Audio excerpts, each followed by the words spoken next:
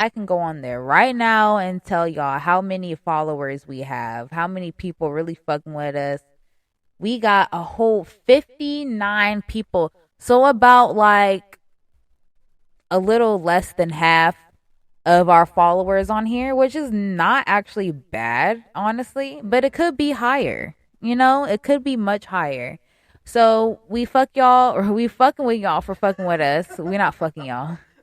We're fucking with y'all for fucking with us. And yeah. Let's get on to these this Queen's Court.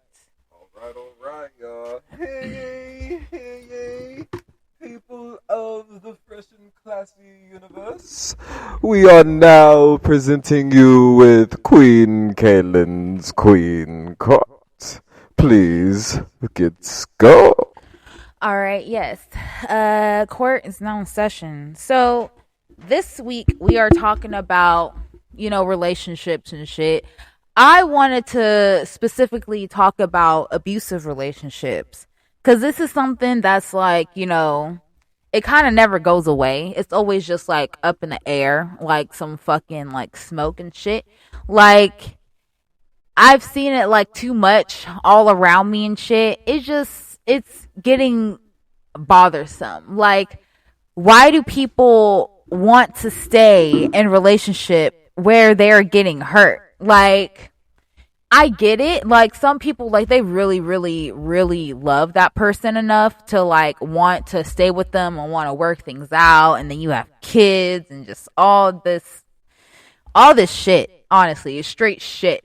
But at one point, are you gonna just sit down with yourself and be like, how much do I actually love myself? How much do I actually value myself? Like, how much does that other person truly value me? Like, without the drugs and alcohol, with like a sober 24 hours, can I fucking stand that person? Like, it's just like, these are things that you have to be asking yourself, and if any of them are no, you need to get the fuck out. Like, there are so many single parents out there. Like, you don't have to stay with somebody for the kids. Like, that helps the kids. Like, I know I study the children's mind.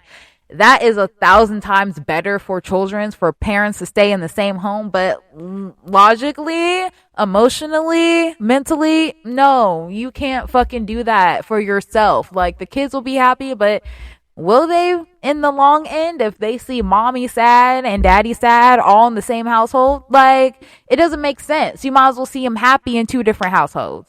So it has to make sense. It has to really make sense. So y'all continue to love yourselves. And if you don't know how to love yourselves, ask a friend, ask somebody, because there's somebody out here that loves themselves. Do something that's good for you. Do something that's special for you, away from everybody else. But if being with people makes you the most happy, makes you feel the most you, then be with someone who absolutely loves you from like top to bottom, any type of shape, form, any of that shit. Like, because that shit matters. Like, people need friends. People need people who are actually going to listen to them, not respond or react, but just listen. Like, someone doesn't always need someone to be their mentor or be their teacher or something like that. People just want a fucking therapist. Like, just sit there and listen. Like, I'm paying you to sit and listen, not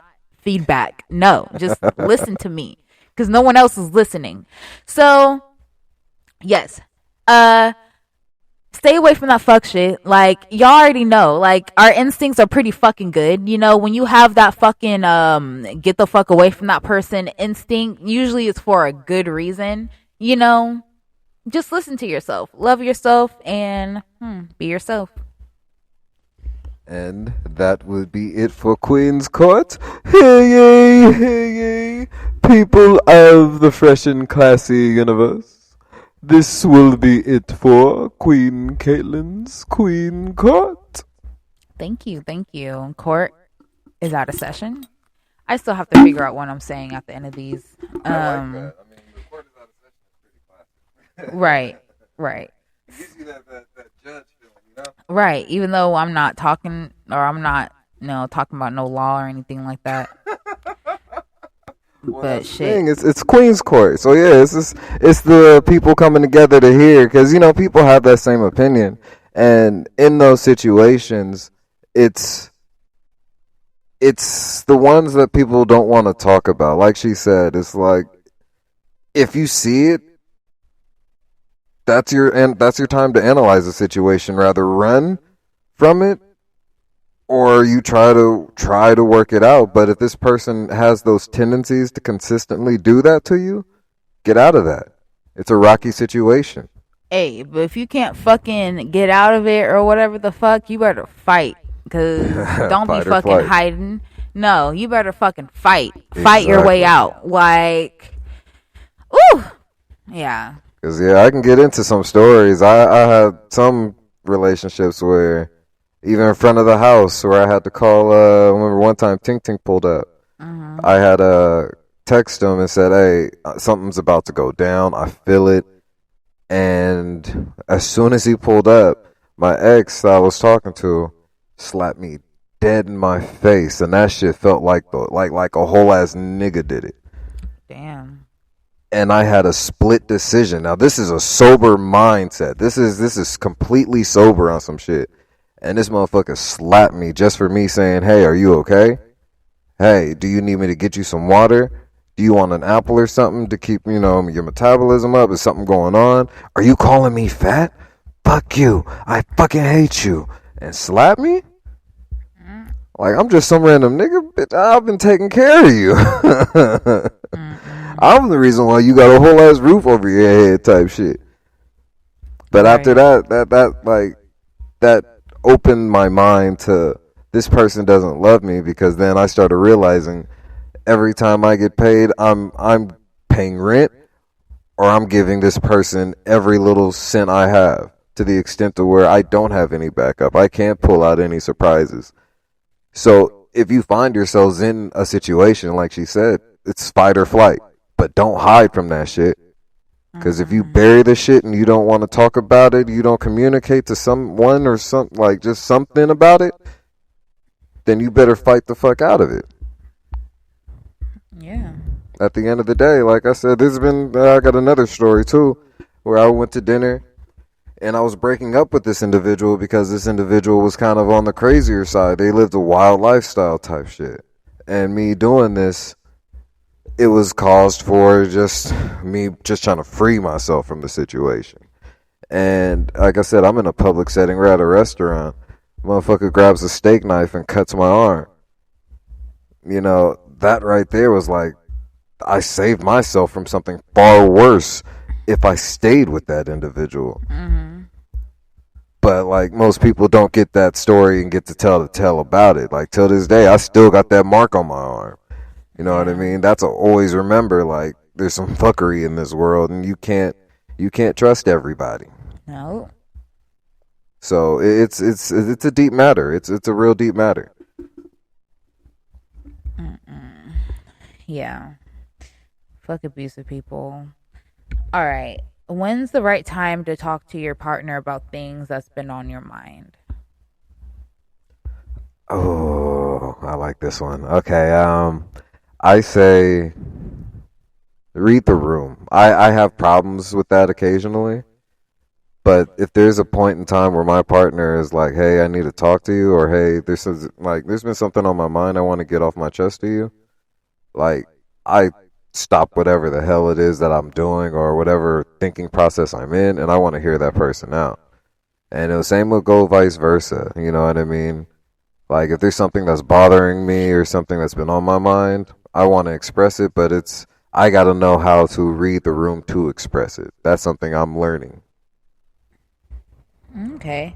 Um, I say for me, I mean, I like to say it when it's fresh.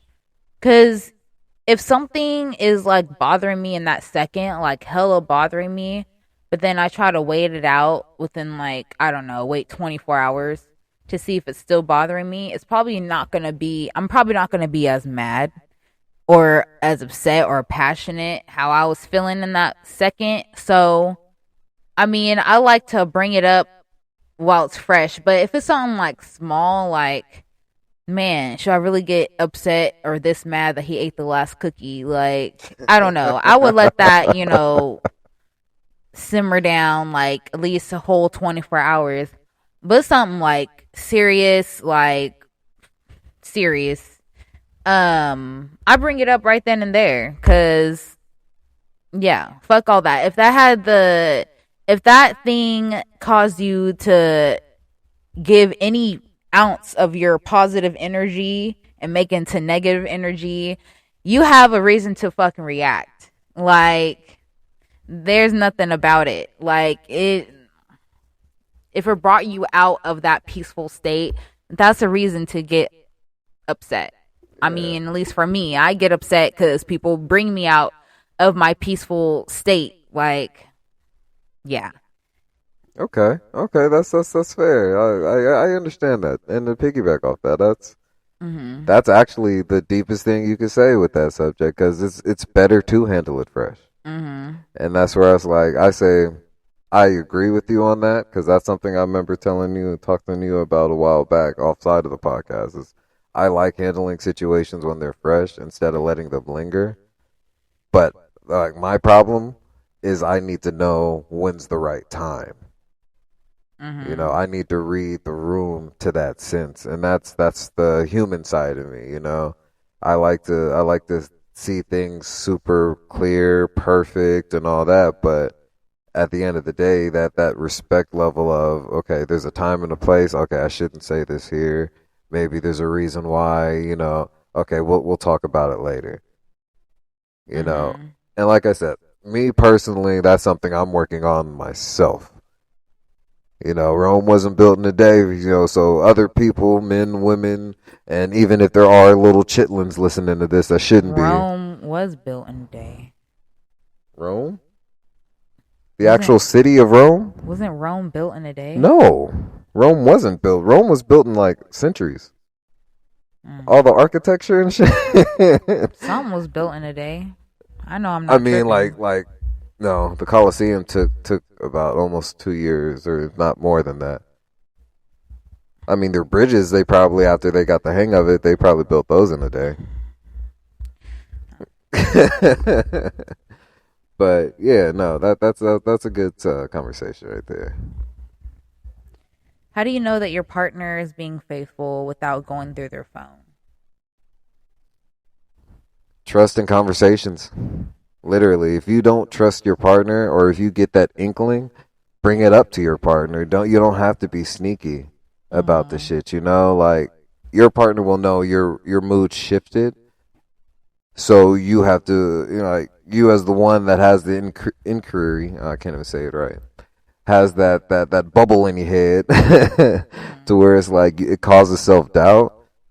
Talk to your partner, but don't do it in a group setting. Don't do it where you can see, guys, this is what I was trying to say. Like, that shit's not cool. Because that makes you look like a fool and your partner look like a fool.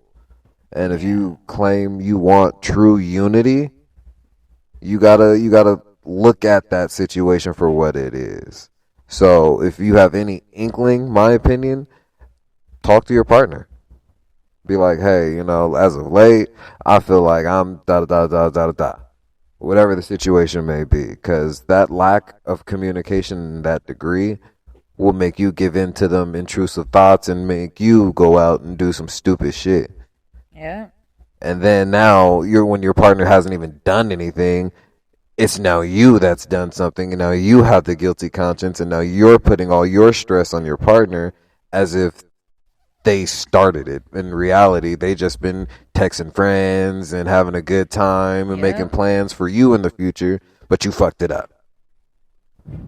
So that's where I come from on that. Real shit. I mean, if you have any reason or any doubt or suspicion, something like that, like, you should not be with that person. Like, it's not hard. Like, I don't know. Just talk to each other. Like, it's just, I don't know. I feel like people are afraid of confrontation. Yeah. So they don't want to ask people head on. They just want to go behind backs and find